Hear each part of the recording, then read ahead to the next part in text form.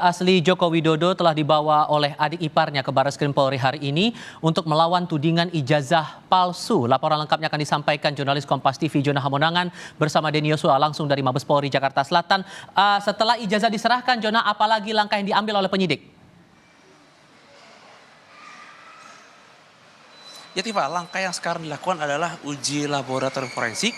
Jadi uji lab forensik ini adalah tahap terakhir di mana sebelumnya sudah dilakukan pendalaman yang dilakukan tidak hanya di Jakarta tapi juga di Solo. Jadi untuk uji lab forensik ini setelah tadi pagi diserahkan ijazah, di mana ijazah diserahkan cukup lengkap mulai dari ijazah SD sampai kuliah, apalagi untuk ijazah kuliah ini pun juga sebenarnya cukup detail, tidak hanya mungkin bukti kelulusan tapi juga bukti pendaftaran. Jadi ini cukup lengkap dan bisa dikatakan ini adalah bukti yang akan dinilai seberapa besar otentifikasinya. Nah, untuk perbandingan ini juga diberikan juga ijazah yang kemarin sudah dibawa dari Solo, ini ijazah yang dibawa dari UGM dan juga ijazah khususnya dari teman-teman seangkatan. Ini cukup penting untuk melihat mulai dari bentuk kertasnya, bentuk tulisannya sampai juga kepada fontnya. Jadi untuk uji ini nanti akan dibandingkan. Bagaimana cara membandingkannya? Jadi nanti di laboratorium forensik ini nanti akan disandingkan ijazah asli milik Jokowi dan juga ijazah yang bukan milik Jokowi tapi mungkin milik temannya atau teman seangkatannya. Nanti akan dibandingkan